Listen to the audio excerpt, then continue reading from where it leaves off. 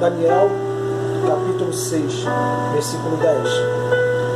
Daniel, pois, quando soube que as escrituras estavam assinadas, entrou em sua casa e em cima no seu quarto, aonde havia a janela da banda de Jerusalém. 3 vezes ao dia se punha de joelhos e orava, dava graças diante de seu Deus, como costumava fazer. Essa mensagem de hoje eu quero trazer para você a mensagem que Daniel teve nessa época.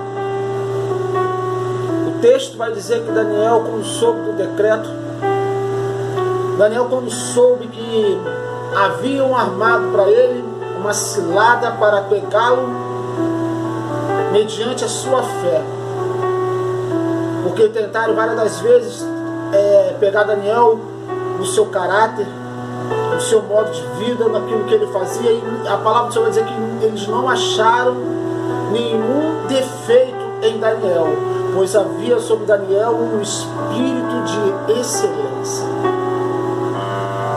Então aqueles homens tramavam e acusar Daniel mediante aquilo que Daniel mais gostava de fazer, naquilo que Daniel amava a dedicar o seu tempo,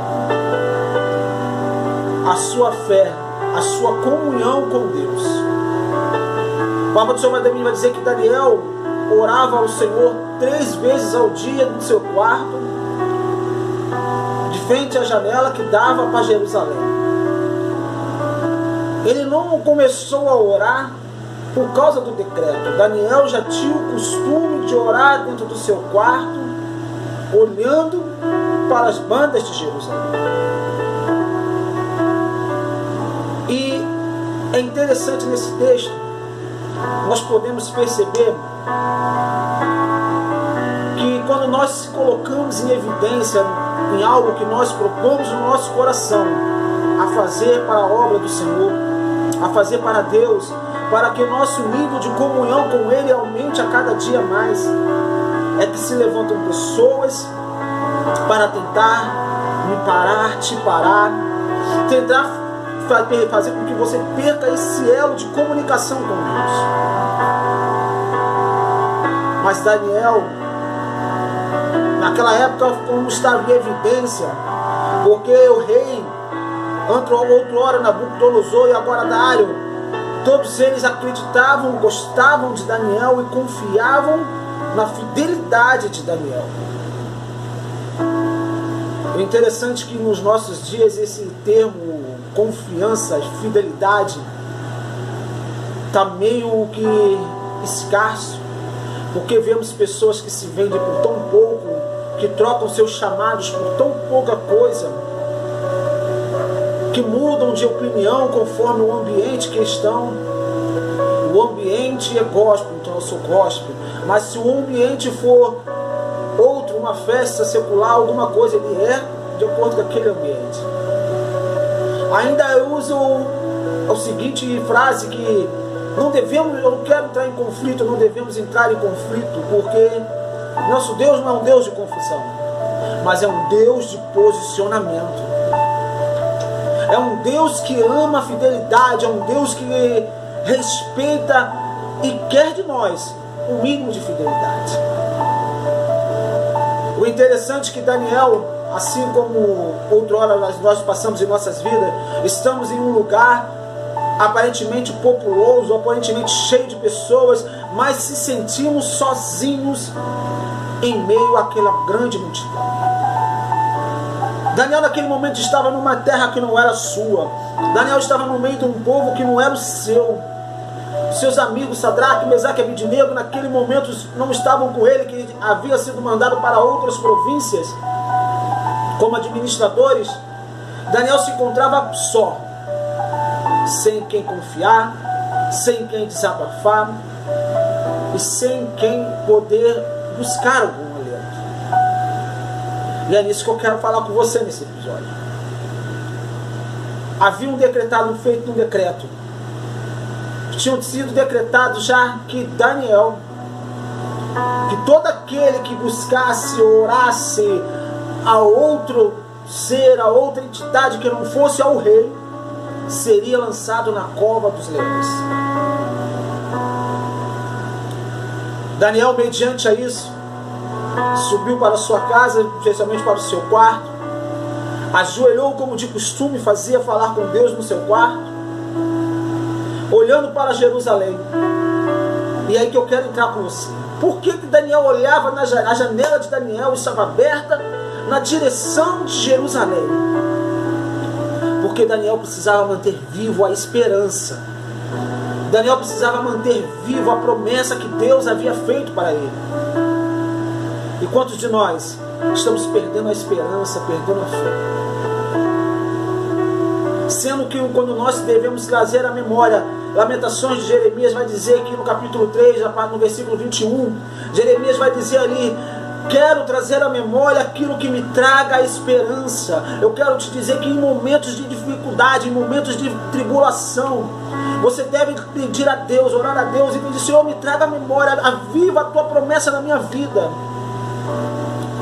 Algo que vai dizer na sua oração: Senhor, aviva a tua obra, aviva a tua obra. Quantos de nós estamos perdendo esse anseio, essa chama de querer viver na presença do Senhor?